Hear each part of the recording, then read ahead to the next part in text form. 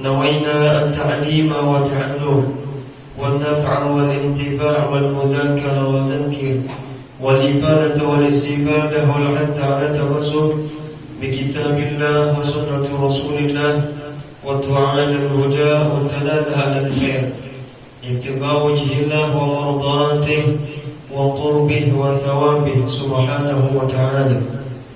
قال الله تعالى في القرآن الكريم: أعوذ بالله من الشيطان الرجيم.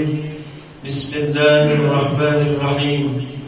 إنا أنزلناه في ليلة القدر وما أدراك ما ليلة القدر ليلة القدر خير من ألف شهر تنزل الملائكة والروح فيها بإذن ربهم من كل أمر سلام هي حتى مطلع الفجر. صدق الله العظيم. قال النبي صلى الله عليه وسلم: تحروا ليلة القدر في الوتر من العشر الأواخر من رمضان. Yang muliakan para alim ulama, para habaib, para guru agama, tokoh masyarakat, pemuka masyarakat, para hadirin wal hadirat yang dimuliakan Allah Subhanahu wa taala, puji syukur kita panjatkan kehadiran Allah Subhanahu wa taala yang telah memberikan berbagai macam nikmat-Nya kepada kita, terutama nikmat iman wal Islam dan sehat wal afiat, sehingga kita masih bisa berkumpul di tempat yang mulia ini. Salawat serta salam selalu tercurahkan ke haribaan junjungan Nabi besar kita, Nabi Muhammad sallallahu alaihi wa alihi wa sahbihi wasallam. Alhamdulillah, kita hidup dan kita menjalani hari yang ke-25 dari bulan Ramadan. Alhamdulillah. Nabi sallallahu alaihi wasallam ketika datang bulan suci Ramadan, khususan di 10 akhir di bulan Ramadan, idza dakhala al-ashrul akhir fi Ramadan, Nabi apabila datang 10 akhir daripada bulan Ramadan, syadda mi'zarahu wa ahya lailahu wa ayqadha ahlahu. Apabila datang 10 akhir di bulan Ramadan, Nabi itu syadda mi'zarah, mengencangkan ikat pinggangnya atau ikat sarungnya. Bahasa kita gulungan tape kita dikencangi. Supaya apa? Wa ahya lailahu. Beliau membangunkan, menghidupkan akan malamnya. Nabi kita sallallahu alaihi wasallam itu kuat ibadahnya sedikit. Hatta tawarraqat qadamah, sampai dalam riwayat sampai bengkak bagian. Tetapi di bulan Ramadan khusus, lebih lagi di 10 akhir sidin, mengencangkan ikat pinggangnya, lalu sidin menghidupkan malamnya di bulan Ramadan 10 akhir. Lalu Nabi wa ayqadha ahlahu, membangunkan keluarga sidin. Jadi sunnah hukumnya malam-malam kita, kalau kita bangun tahajud, itu anak bini kita bangunkan juga, kita ajak. Makanya sunnahnya itu istri kita atau anak-anak kita percikan bayu di wajahnya. Namun kan sarek juga, semuanya sarek. Udah bencana ya bangun dia. Dan tapi sunnahnya seperti itu, kita bangunkan anak istri kita ajak sholat. Khususnya di malam, di akhir 10 akhir Ramadan. Ma'asyiral muslimin wal muslimat yang dimuliakan Allah Subhanahu wa taala. Nabi kita sallallahu alaihi wasallam bersabda, taharru lailatul qadri fil witri min al-ashr al-awakhir min Ramadan. Cari ujur sidin Lailatul Qadar, cari fil witri. Di mana mencarinya? Di malam-malam ganjil.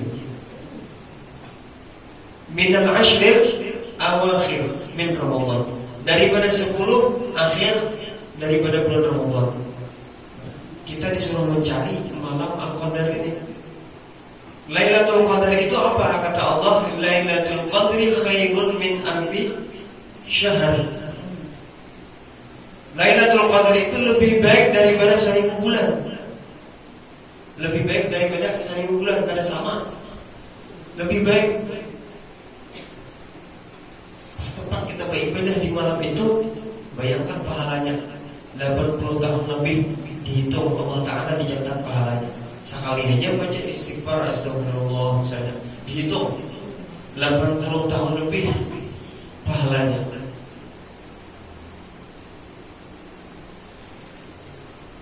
Pastinya di bulan Ramadan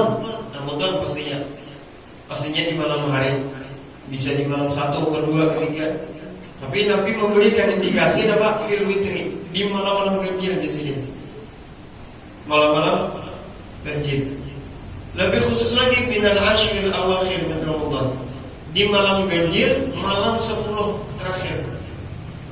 Malam 21, ialah 23, 25, 27, 29. Itu paling sering terjadi. Tapi di sini ada rumus. Al-Imam Ghazali rahimahullah ta'ala, beliau berkata, innaha, sesungguhnya Lailatul Qadar itu tu'lamu fihi bil yaumil awal minasyahr. Adalah jarang orang sampaikan ini. Antum catat kalau perlu, catat supaya tahun kena bawa mengulangi. Ujar Imam Al-Ghazali, karena kita mustaqid konsidin, ya kalau kita cinta lawan Imam Ghazali, kita baca kitab-kitab sidin, guru-guru kita baca kitab-kitab beliau, dan kita banyak kalangan para habaib kiblatnya itu ilmu ke Imam Ghazali, masalah tasawuf. Imam Ghazali, makanya dikatakan Imam Ghazali bukan sayyid, bukan habib, tapi beliau adalah sayyidus sada atau apa, syekhus sada, gurunya para habaib. Imam Ghazali mengatakan Lailatul Qadar itu dapat diketahui bil yaumil awal minasyahr, dengan hari pertama di bulan Ramadan. Jadi ukurannya apa? Hari apa terjadinya pertama Ramadan. Nah ini biar ketahui lah, catat di hati kalau ada dua pulpen. Fa in kana awwaluhu yaumal ahad aw yaumal arbi'a fa hiya lailatul 29. Ini jadi Imam Al-Ghazali, seorang ulama besar, terkenal kewaliannya, kitabnya di mana-mana, terlebih khusus Ihya Ulumuddin.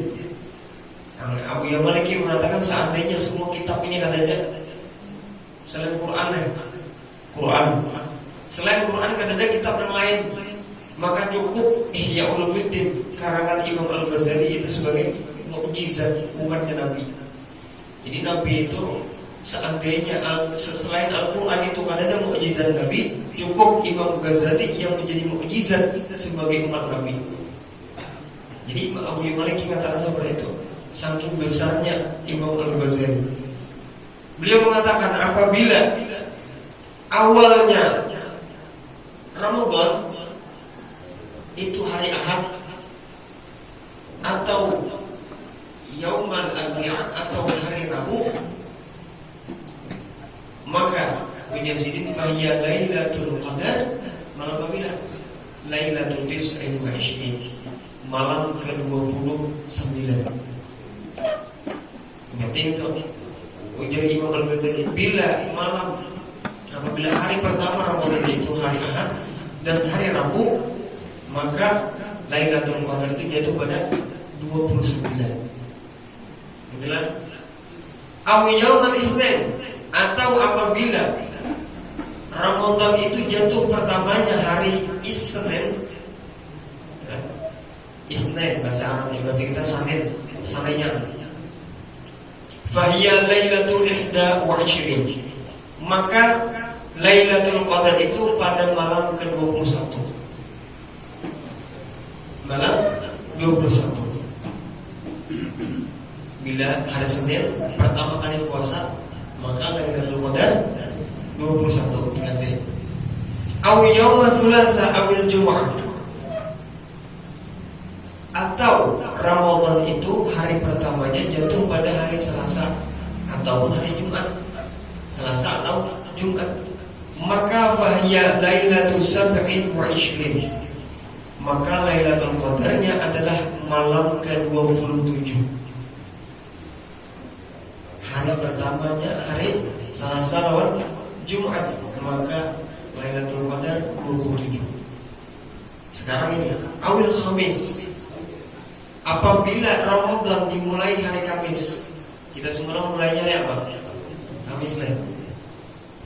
Awil Khamisi fahiya lailatul khamsin wa ishrin, bila jatuhnya pada hari Kamis pertama Ramadan, maka Lailatul Qadar malam ke-25.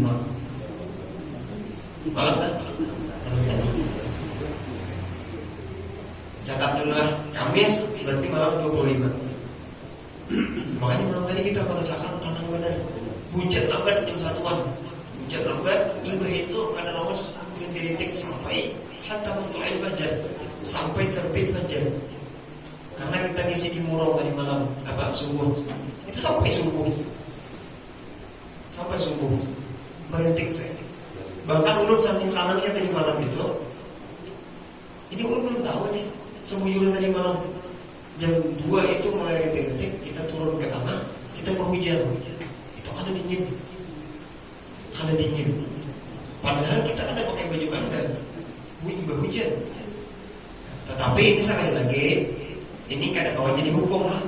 Ini kita yang cinta kepada wali-walinya Allah, kita cinta kepada ulama yang kita cintai, kita percaya. Tapi kadang kawan dijadikan hukum. Oh, malam tadi Lailatul Qadar, maka asal orang. Karena kadang-kadang boleh Allah hukum itu kecuali Nabi dari Allah Ta'ala.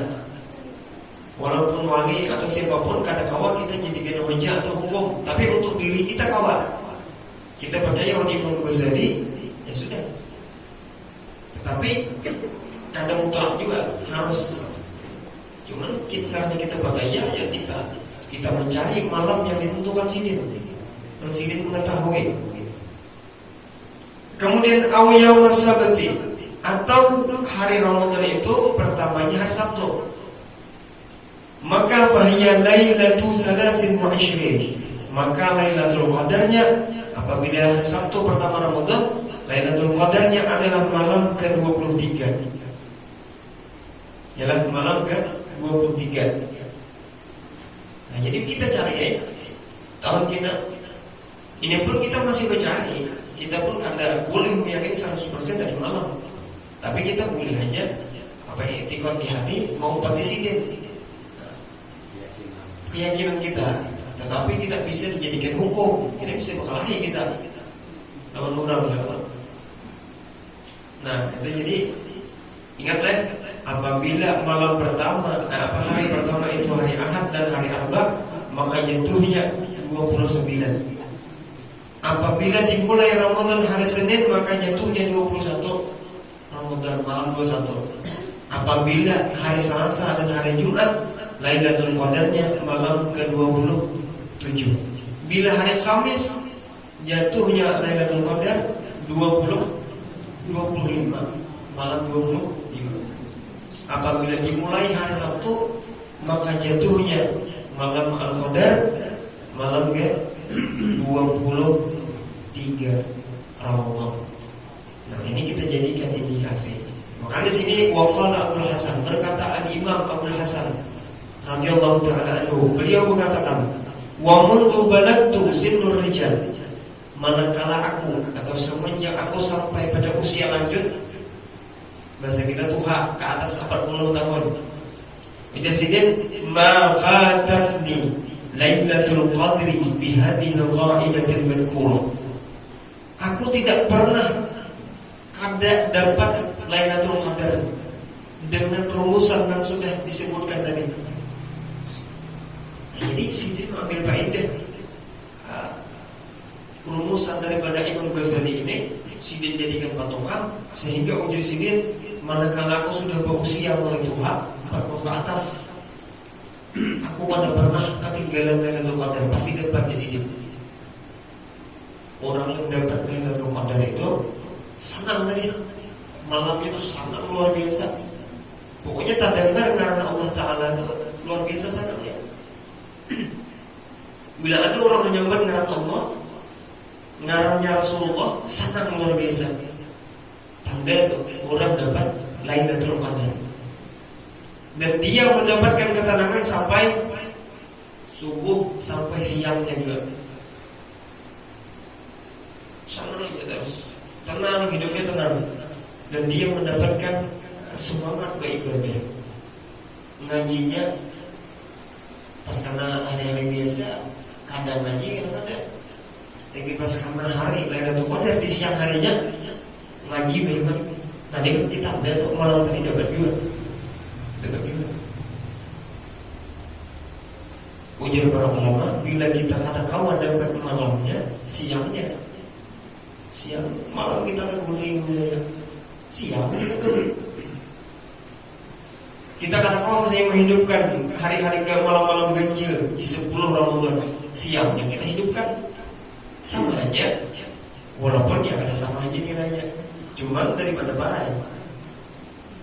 Pas karena malam Al-Qadar itu siangnya itu mulia juga, siangnya mulia, karena malaikat Jibril turun ke bumi malam itu, tanazzalul malaikatur ruh fiha. Pada malam itu malaikat roh, yaitu malaikat Jibril alaihissalam, dah turun ke bumi. Malaikat Jibril itu adalah pimpinannya para malaikat, jenderalnya para malaikat bahasa kita. Bila dia turun ke bumi itu berarti untuk perkara yang luar biasa. Malaikat Jibril itu, Bapak Ibu sekalian, kada turun lagi ke bumi ini kecuali dalam 2 hal setelah Nabi kita wafat. Dulu waktu Nabi kita menerima risalah wahyu, itu malaikat Jibril yang menurunkan ke Nabi melalui sidin. Setelah Nabi kita wafat, itu malaikat Jibril kada lagi turun ke bumi kecuali untuk 2 hal. Yang pertama, untuk menjemput rohnya orang yang mati dalam keadaan berwudu. Mati dalam keadaan berwudu. Makanya luar biasa fadilahnya orang yang menjaga wudu. Orang yang menjaga wudu, bila batal wudu, ini benar pahalanya.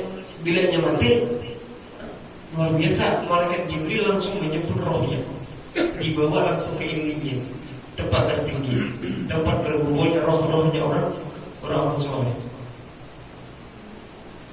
Tapi sulit bagi kita sudah berbini, ini sulit benar. Yang godaannya yang lain. Makanya ujar para ulama, orang yang sudah berbini lawan yang belum berbini itu lain pahalanya beribadah. Orang yang sudah berbini itu pahalanya berlipat-lipat.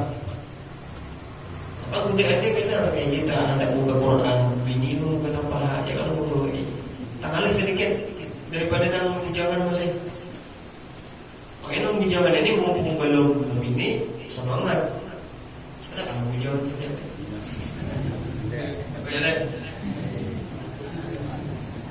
Tapi yang sebelum berbini ini manfaatkan waktu, manfaatkan majelis salim di mana datangi asalkan majelisnya bujur. Nah jadi itu menjaga wudu sulit, makanya besar fadilah. Yang kedua, malaikat Jibril turun ke bumi adalah turun di malam Al-Qadar, yaitu Lailatul Qadar.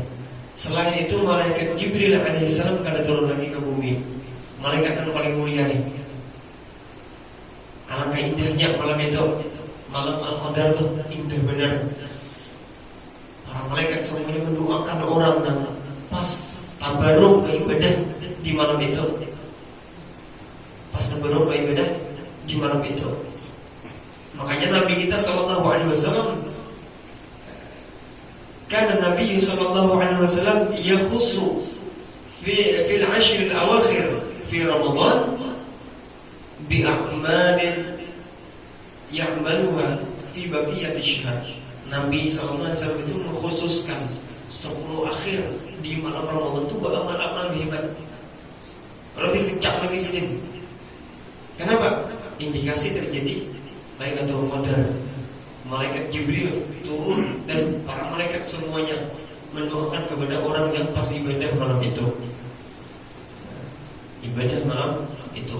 Bayangkan kita 1 kali sujud di malam itu, 1 kali sujud Allah Ta'ala bangunkan satu istana yang megah di surga. Orangnya masih hidup, istananya ada di sana deh. 1 kali sujud kalau diterima sujud kita. Makanya jangan sampai malas kita tarawih, witir itu paling tidak dijaga. Kata para ulama, bila kita kadang-kala menghidupkan malam daripada bulan puasa, minimal tarawih dan witir tagawin. Bila kita tagawin itu berarti kita dapat Lailatul Qadar juga. Sebulanan misalnya kada 60 tarawih, maka orang itu dapat pasti dapat. Pasti untung bila dapat itu. Ya tadi bila diterima sujud kita 20 rakaat kita subuh yang tarawih, ditambah 3 rakaat witir, berapa kali sujud gitu. 1 kali sujud itu bila diterima oleh Allah Ta'ala, satu istana yang mewah, yang megah di dalam surga. Nah, jadi jangan kulir, atau jangan bercepat juga sembahyang. Usahakan supaya tarawih kita sadar, jangan cepat, terlalu cepat, kada terlalu lambat. Bila terlalu cepat, kasihan juga Tuhan. Terlalu lambat juga kadang-kadang ketujuh, dan terlalu tua kawasan juga. Jadi sedang-sedang baca Fatihah kira-kira ya 2 kali berhina, baca ayat, baca surah kira-kira yang sekali berhina itu harus ada di tengah-tengah. Jangan tahu ranjih berat. Apalagi hukum tajwidnya belum ada pati mengerti, laju belum. Itu ya Pak Guru, saya imamnya Fatihahnya harus hurufnya pas. Ya berarti terima kah nang jemaah apa? Nang makmum nih. Boleh. Oke. Ukuran kita nang pas ke depan itu kira-kira nang misalnya contohnya apa masukan? Menyambut apa ini? Do misalnya. Bacanya da kan? Dolin. Itu namanya lahan atau salah jali. Salah jali itu fatal. Haram hukumnya si imam berdosa, si makmum tetap aja dapat. Tapi kalau si makmum tadi paham, oh ini salah, fatal salahnya, bisa membatalkan sholat, maka si makmum tadi mufarakah, berpisah lawan imam. Tapi makmumnya misalnya kejadiannya, misalnya kurang diurus imam misalnya. Imamnya lah, jadi 10 jadi imam lah. Misalnya kan, misalnya. Ini sulit. Nang baik misalnya sempat maju kan gitu nah, karena ditutup oleh itu kaki misalnya. Iya.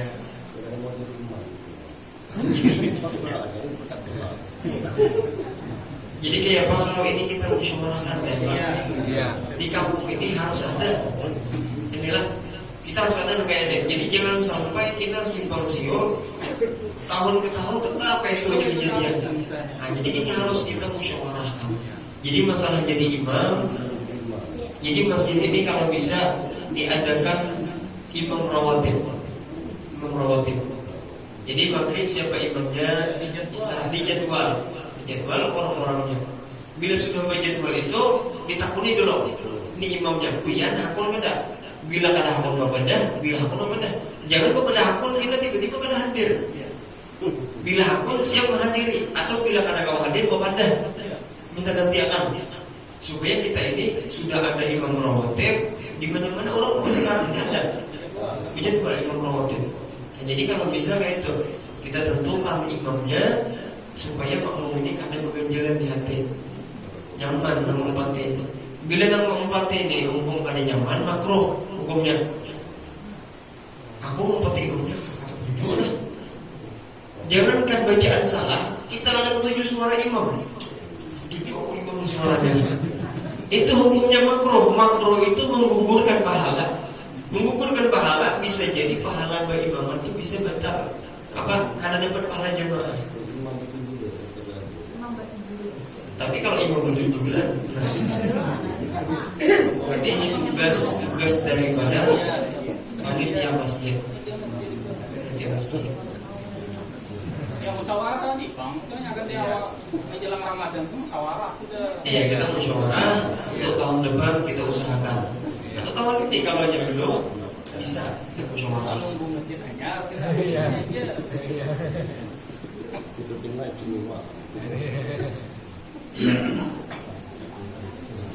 Kita musyawarahkan kita masalah imam ini memang penting.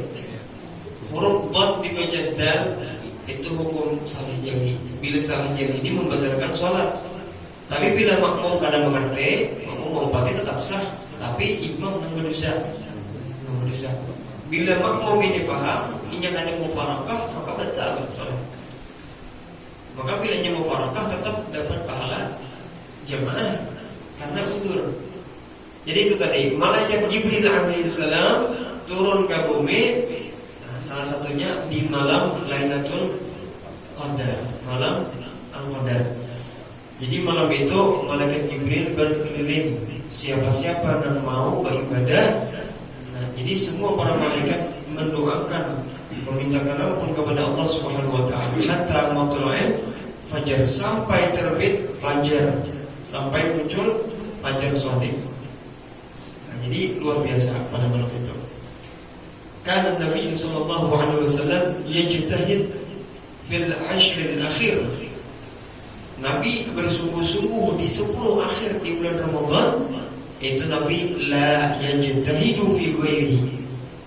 Yang mana Nabi kadang pernah bersungguh-sungguh di selain malam-malam 10 akhir Ramadan. Kadang pernah yang seperti itu sungguh-sungguhnya. Maka kita masih ada sisa ialah 26, 27, 28, 29, malam 30, masih ada 5 malam. Kira-kira kalau ada 4 malam, 5 malam lagi. Malam genap bisa juga. Jadi kadang menutup kemungkinan malam genap bisa juga terjadi. Tapi paling banyak itu malam ganjil dan 10 terakhir di bulan Ramadan.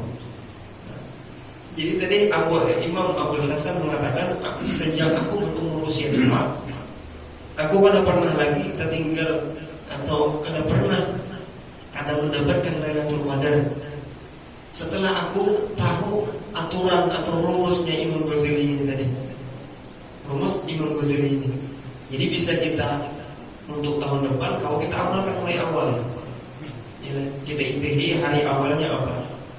Tetapi sekali lagi ini kadang-kadang menjadi hukum untuk kita. Kalau kita berdebat dengan orang tua dalil ini, karena sini bukan Nabi yang bisa membuat hukum. Jadi ini bulan Ramadan, dan satu hal juga suatu keberuntungan untuk kita di bulan Ramadan ini nanti di akhir, setelah kita selesai daripada bulan Ramadan, maka kita menjumpai hari raya, kan gitu.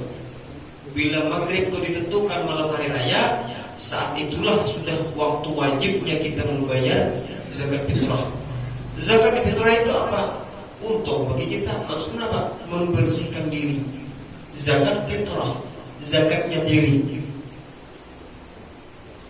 Zakatul mal, zakat harta. Ada zakat ziraah, sudah kita kaji di kajian fikih sebelumnya. Ada zakat masalah kebun, tanaman, pertanian. Kalau zakat fitrah itu mensucikan diri kita, berarti pada malam hari raya itu kita disuruh membasuh diri kita. Nang sebelumnya kurang beribadah atau nang sudah beribadah juga, bagusnya kita membayar zakat fitrah pada malam itu. Makanya diwajibkan. Makanya zakat fitrah itu suatu keberuntungan bagi kita. Kita disuruh mensucikan diri dengan itu. Regat-regatnya di diri kita dibuangi. Zakat fitrah. Zakat fitrah ini wajib bagi siapa? Alaihi wa alaihi nafaqatuhu. Dia wajib atas dirinya sendiri dan atas orang yang wajib dia nafkahi.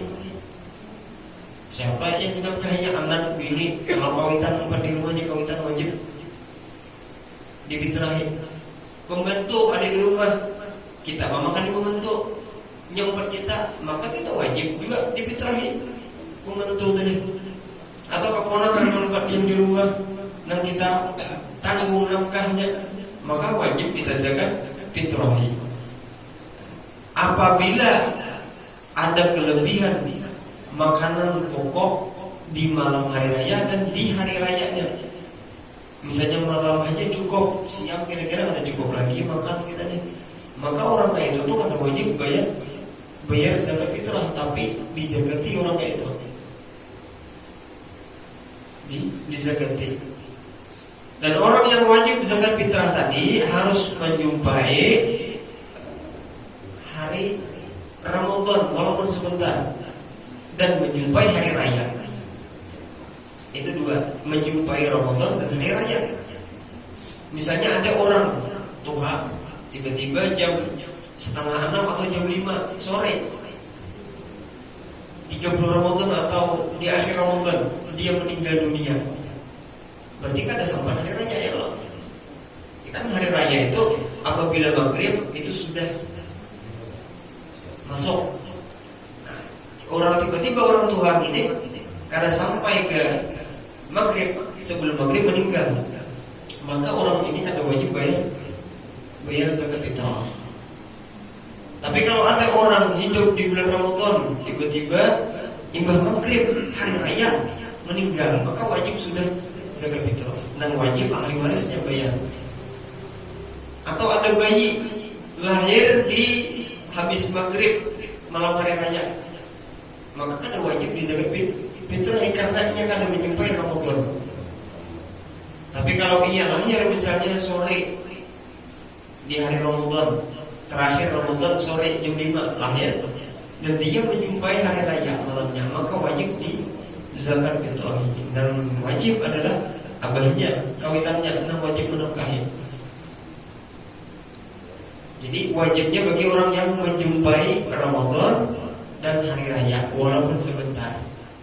Kalau kalian menjumpai keduanya, maka kalian wajib bayar zakat fitrah. Nah, wajibnya bayar pakai apa? Wajib bayar pakai apa? Min ghalibi qutil balad. Dengan apa? Dari kebiasaan makanan pokok di tempat tersebut. Makanan pokok kita apa di sini? Makanan asam kamal. Makan nasi beras lah. Kami makan nasi pakai tanjung. Ya, nasi asalnya dari beras, maka pakai beras kita. Makan nasi bisa juga sih, maka pakai beras. Karena beras adalah makanan pokok. Tapi ulun makan asam kamalnya, ulun makan mie, jadi dia kadang makan nasi. Tapi kan kebiasaannya orang di kampung itu beras, maka yang dihitung bukan kebiasaan kita, tapi kebiasaan yang di negeri itu, makanan pokoknya. Maka pakai itu bayarnya. Berapa bayarnya? 1 sa'. 1 sa' itu 4 mud. 1 mud itu minimal 6 on. Kalau hendak lebih bagus itu 7 on. 7 on 1 mudnya. Kali 4 berarti 28 ya, 2,8 kilogram. 2,8 kilogram. 2 kilo ya pasti biar 2 kilo 8 ton.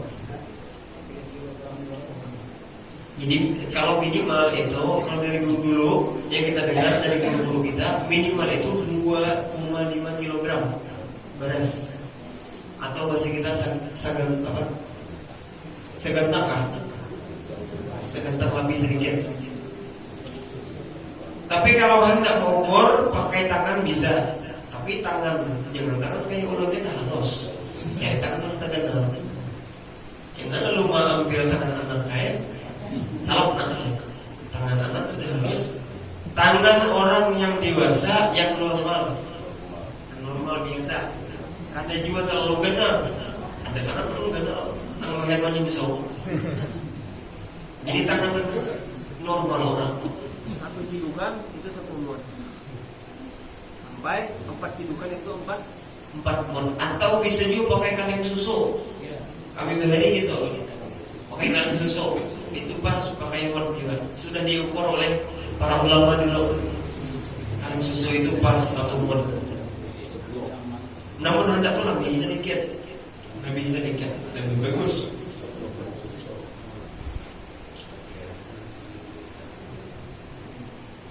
Bolehkah pakai duit atau kada? Nah ini pertanyaannya. Ini kontroversi. Ulun asal wanita akan menjelaskan ini juga.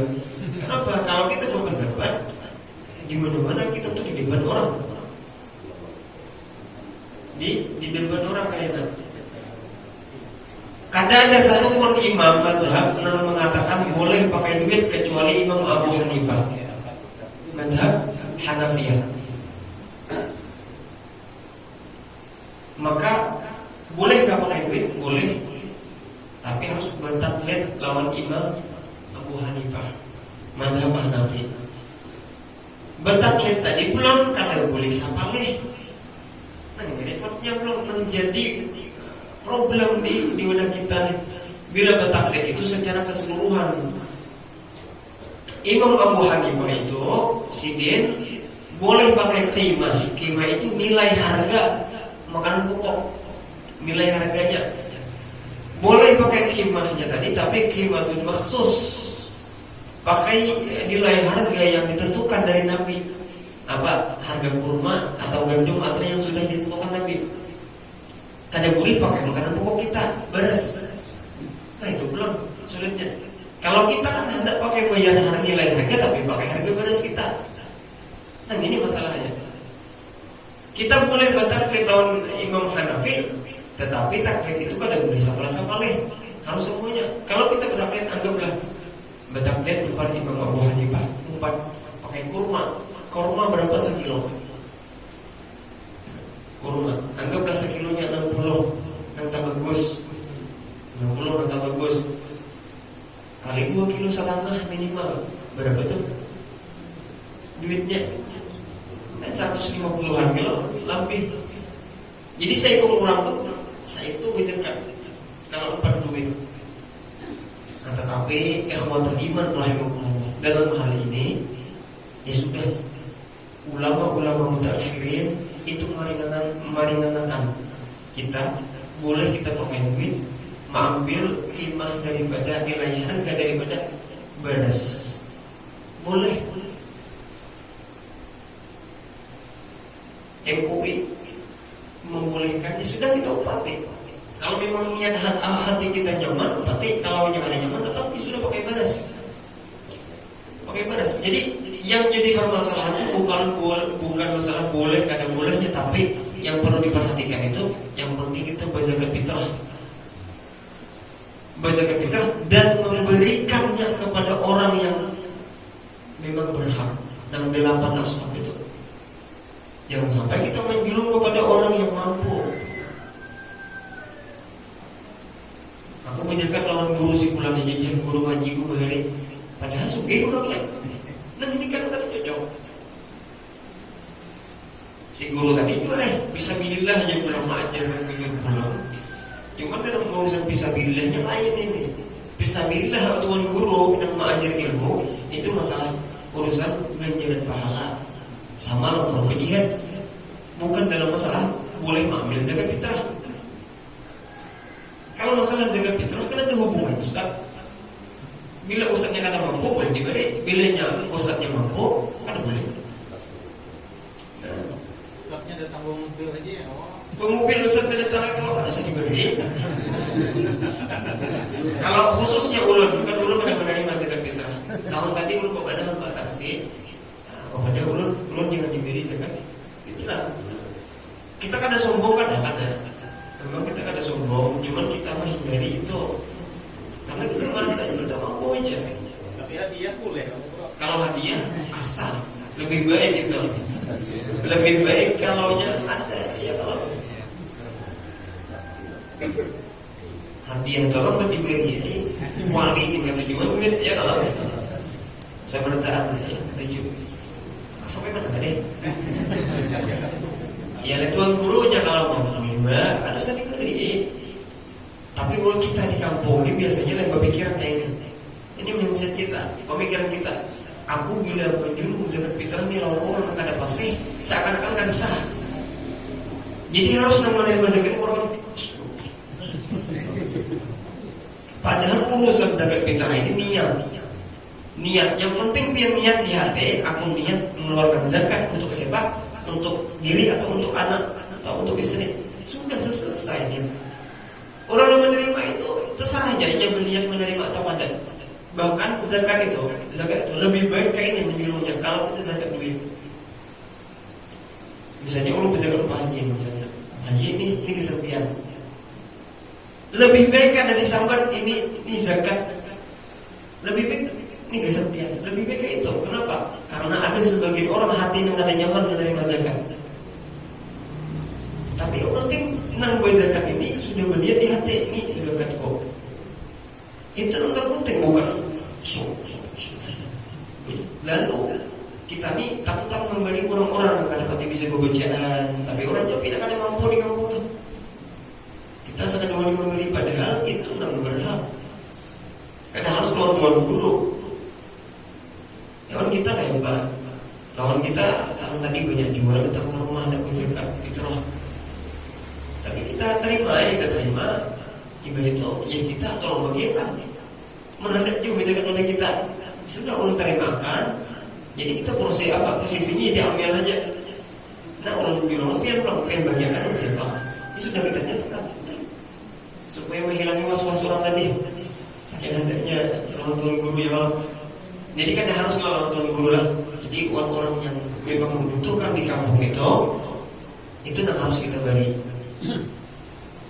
Harus kita beri. Lawan juga namun kawa mendengar anak menggawi apa juga saran ulun jangan berjualan di masjid. Nah itulah. Jadi engkau itu barang di pelataran atau perlu di situ sekalian bisa dia. Masuk-masuk jual ya kalau lebih selamat di sana. Atau kan jangan tahfiz itu bisa bisa kita gunakan di mukanya tuh. Yang penting itu anda pun kawan di masjid jangan. Tapi jangan mutlak juga belum guru gereja keras jangan. Guru-guru juga boleh kami karena penjualan itu memang ada di masjid tapi masalah umum dia pulang itu belum. Niat berjualan ini bukan untuk mencari keuntungan. Niatnya misalkan semacam karena paling kada boleh ada yang kada berikan duit. Lalu ada dari orang ditukari oleh orang yang lah duit ditukari dia katakan hanya dia niat untuk fitrah. Tapi itu di dalam masjid kadang mengganggu orang beribadah. Apakah sembahyang apakah ibadah yang lain sedikit pun tidak mengganggu kayak apa gitu. Lawan dia dulu tadi lain. Nah hendak penjualan nang beres nang ilah di pasar petakal beres di dalam masjid berjualan orang kampung manusia. Iya Pak. Belum jawab lah bismillah. Ini apa? Ini nama Ahmad bin Niat saja kan anak. Maksud sih ini kayak ini. Misalnya kita nih ada orang yang berzakat, orang kan yang mau beras. Ya kalau jadi si Ami ini menjual beras. Nah, menjual, tukar jadi orang tadi. Hanya orang yang akan zakat lah. Jadi beras itu yang dijual ya kalau itu yang dijual. Niatnya di sini bukan masalah hendak menjual untuk ada supi. Ini kan namanya hilah. Pakai fitrah aja niatnya. Nah hilah untuk tadi itu karena beli pakai duit ya kalau. Jadi solusinya menjual. Lagi pulang menjual itu. Dan sejujurnya lo mengadakan hukum asal lah. Hukum asal menjual akun orang tanpa izin itu harus sah. Kan orang mau fitrah nih. Itu akun haknya orang. Belum kita jual ke akunnya, kita jual pulang. Aslinya itu harus sah. Hukum asal lah. Tapi terserah aja kalau memang masih menggawi. Kalau memang masih ada pendapat guru-guru dan tua-tua ya terserah. Kalau memang yakin. Tapi intinya lah masalah ini kita memang kontroversial serba salah. Jadi intinya itu kita yang penting berzakat fitrah dan yang penting memberikan kepada orang berhak cukup gitu. Masalah hilah dan akal itu kayak caranya intinya ya sudah kalau apa itu. Insya Allah dimaklumi aja kita ini masalah itu. Tapi ini ada yang lebih mudah lagi. Fatwa MUI boleh pakai duit ya sudah pakai itu aja kan usah pakai jual tukar itu sudah. Datang ini kan tidak pakai duit, pakai beras terima. Mana beras ya sini? Mana pakai duit, mana duitnya? Ini aku nyatakan ini zakat fitrah kok. senilai harga daripada beras bu sekian, selesai. Kan intinya duit aja ujung-ujungnya juga. Nah menjual beras kan intinya mengambil duitnya nih. Tapi paling nyaman kayak ini kan, paling nyaman. Tapi pulang wakil miskinnya pulang kadang mengeluh, aku ada duit aja. Jadi kayak ini, tukang beras bawa hingga suruh berjualan beras lagi untungnya kalau nyaman. Atau ambil suruh berjualan beras, ada untungnya juga. Berjual beras di Hingga. Jadi bila orang datang anda tukar beras, tukar di situ. Kita tukar ambil dia terima beras saja. Kita bagi dan dibagi beras. Duit apa duitnya? Apa nang jual beras? Ambilnya bagi beras, enak. Namun hendak sebujurnya nyaman aja, apakah sulit? Cuma kita masalahnya nih orang lebih butuhkan duit sekarang ini. Kalau beras kan dimasaknya jadi nasi masih ada tukar lauk, masih ada tukar hendak baju. Selama ini itu kopiah segala macam. Nah, jadi lebih dibutuhkan duit. Makanya ulama memberikan solusi. Bersepakat ulama di Indonesia ini diobati.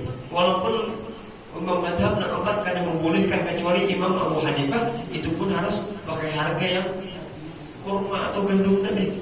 Tetapi kita maslahatnya itu seperti ini. Maka kita ambil nyamannya. Yang penting itu masalah kita mengeluarkan zakat. Dan yang diberi tadi memang orang yang berhak. Wallahu a'lam bishawab. Mudah-mudahan bermanfaat dan mudah-mudahan kita mendapatkan karunia rahmat ampunan dari Allah Subhanahu wa taala. Tidak keluar dari pengajian ini kita mudah-mudahan kecuali dibebaskan Allah taala daripada adab api neraka-Nya Allah Subhanahu wa taala. Amin ya rabbal alamin.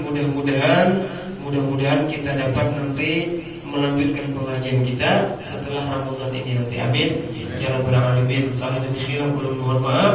Kiranya ini yang dapat saya sampaikan selama ini, yang pernah ulun sampaikan itu tersalah, mohon ditegur secara langsung atau berduaan, boleh aja langsung pada Bapak supaya kadang menjadi amal jariah nang perkataan usang nang buruk nang diampati orang lain. Mudah-mudahan bermanfaat. Wabillahi taufiq wal hidayah. Wassalamualaikum warahmatullahi wabarakatuh. Para dulu kita. Karena untuk pengajian berikutnya, kalau memang masih ulun dan masih kita belum kita tentukan harinya,